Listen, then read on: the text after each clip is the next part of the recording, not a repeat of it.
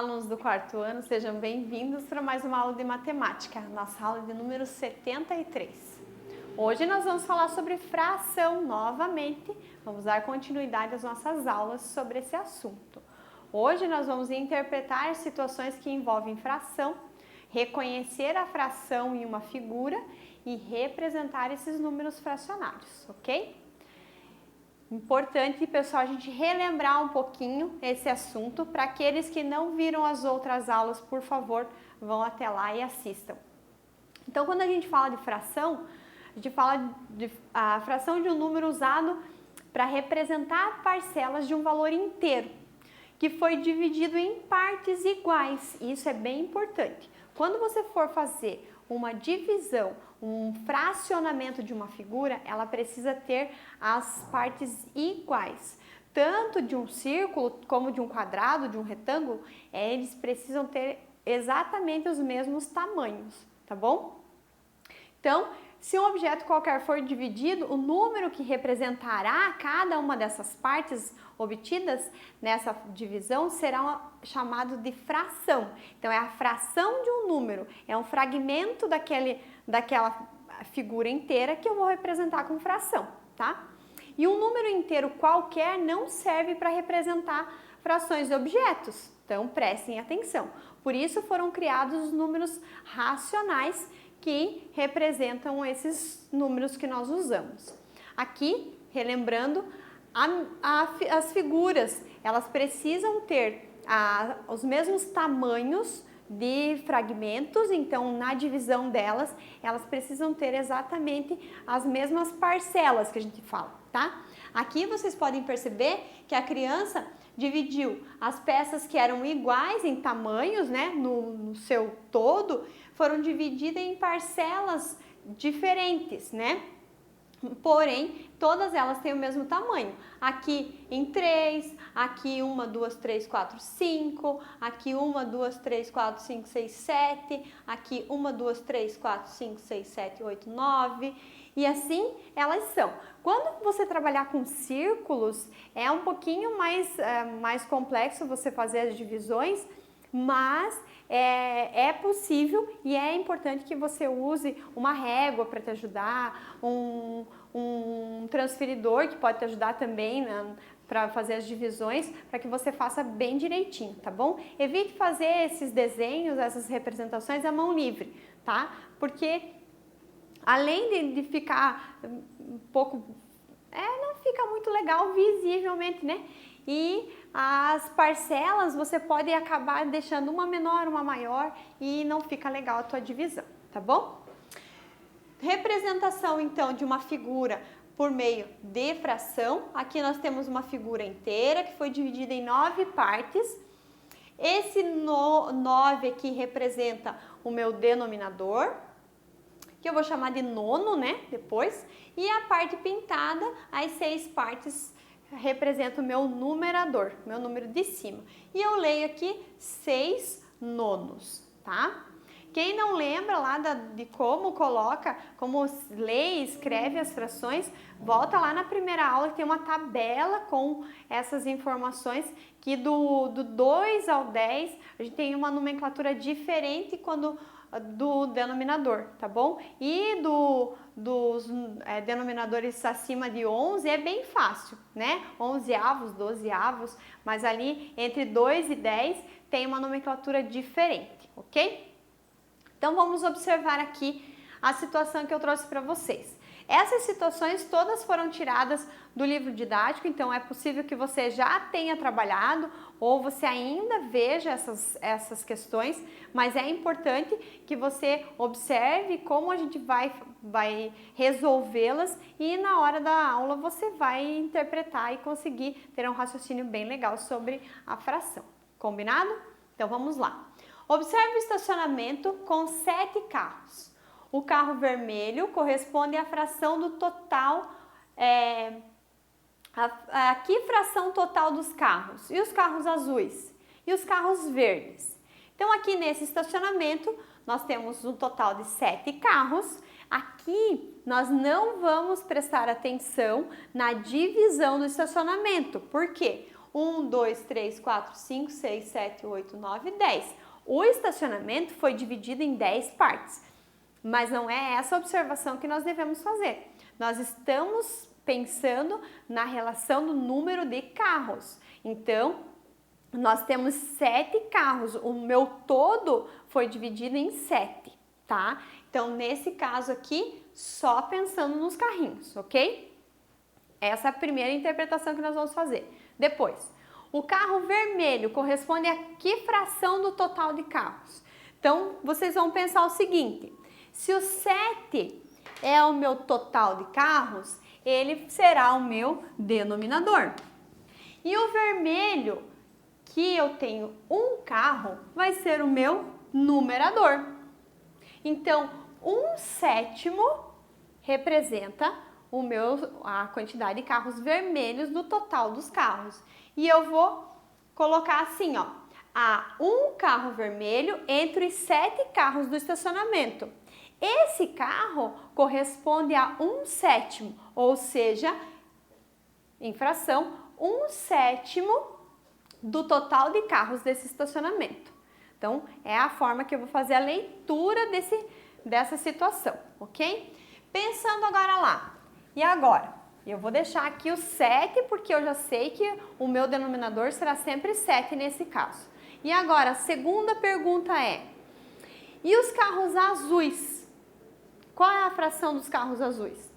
Meu denominador é 7, continua assim e eu vou ver quantos carros azuis? 1, 2. E eu vou colocar no meu numerador, 2/7. Como que eu leio, como que eu interpreto essa situação? Então, eu vou dizer que há 2 carros azuis entre os 7 carros do estacionamento e que esse carro corresponde a 2/7, se for por extenso, ou na forma de fração, 2/7 do total dos carros do estacionamento, tá? Então, vamos lá, continuando. E agora os carros verdes. Vamos lá. Continuo com o meu denominador 7, porque é o meu total. E os verdes eu tenho 1, 2, 3, 4. E aí eu vou colocar lá 4 dos 7. E eu tenho 4 carros entre os 7 do estacionamento e eu represento como 4/7. Beleza, pessoal? Então, é dessa forma que a gente vai fazer. E agora? Agora eu tenho uma outra situação aqui. Observem lá a imagem, os cachorrinhos que aparecem lá na imagem e vamos colocar verdadeiro ou falso, V para verdadeiro e F para falso nas afirmações ali embaixo. Então, nós temos lá, primeiro eu vou ver o total do grupo de cachorros que eu tenho. 1, 2, 3, 4, 5, 6, 7, 8, 9 cachorrinhos, ok? Beleza. E a questão A diz o seguinte, 3 dos 8 são de cor amarelo, são de cor caramelo? 3 dos 8? 1, 2, 3, 4, 5, 6, 7, 8, 9. Não, falso. Eu tenho um grupo de 9 cachorros, então é falso. 1/9 dos cães está de coleira. Opa, já identificou a quantidade de cachorros. Nono, 9. 1 dos 9 tem coleira. Então, vamos olhar aqui. Só um tem coleira. Então, esse é verdadeiro. Legal. 5 dos 9 cães têm manchas pretas. E agora? Esse tem 1, 2, 3, 4, 5. 5 dos 9 tem manchas pretas. Ok, verdadeiro. E a outra? 9/5 dos cães têm manchas pretas. É dessa forma que eu represento os 5 cachorros com manchas pretas nesse grupo de 9? Não, eu vou representar assim, ó. 5 cachorros com manchas pretas num grupo de 9. Esse 9/5 não está certo. Então, essa afirmativa é falsa, tá? Observem esses detalhes. Por que eu falei para vocês prestarem atenção em numerador e denominador? Porque vai fazer a diferença nessas interpretações. é usado o mesmo número, só que ele precisa estar no lugar certo. Então, esse 9, ele não pode estar em cima como numerador. Então, ele está errado. Essa fração ali é uma fração imprópria, que vocês vão aprender lá pra frente, tá bom? Então, vamos lá. E essa situação aqui? Observe a quantidade de peixes do aquário e depois responda as questões. Então, vamos lá. Vamos observar a quantidade de peixes que começa por aí. Então, eu vou lá olhar. 1, 2, 3, 4, 5, 6, 7, 8 peixinhos, certo? Certo. Então, meu denominador é 8. Ok. E aí, a primeira questão diz o seguinte. A fração 5/8 representa os peixes de que cor? 5/8. Eu tenho peixes amarelos, laranjas e azuis. E agora? 1, 2, 3, 4, 5. Eu tenho 5 peixes laranja. Então, essa fração dos 5/8, eu represento o grupo de peixes laranja. E depois, que fração representa os peixes amarelos? Se eu for usar o mesmo raciocínio, eu vou contar quantos peixinhos amarelos eu tenho. 2. Num grupo de 8. Então, eu vou colocar 2/8 representa o meu grupo de peixes amarelos. E os azuis, eu vou representar com 1/8, que é a minha parcela do grupo, tá? E depois, aqui na letra C, que fração representa os peixes que não são laranja? Gente do céu! E agora, como é que eu faço? Que pergunta é essa, professora? Então, vamos lá. Nós temos um grupo de 8 peixinhos no total. E eles querem saber aqueles que não são laranja. Aqueles que não são laranja são amarelos e azuis. 1, 2 amarelos e um azul. Então, eu tenho 3/8 representam os peixes que não são laranja, tá? Essas são as formas possíveis de interpretação, pessoal. Então, prestar bastante atenção nesses detalhes e como você vai interpretar essa questão. Bem importante, tá? Como eu falei para vocês, pode ser que a fração peça que vocês representem uma parte ou a parte restante. Então, esses detalhezinhos é importante que vocês tenham bastante habilidade para saber interpretar, beleza? Vamos adiante. Aqui eu tenho outra questão. Observe lá a família da Heloísa, tá lá naquela figurinha, e vamos responder as questões. A questão A. Quantas pessoas formam essa família?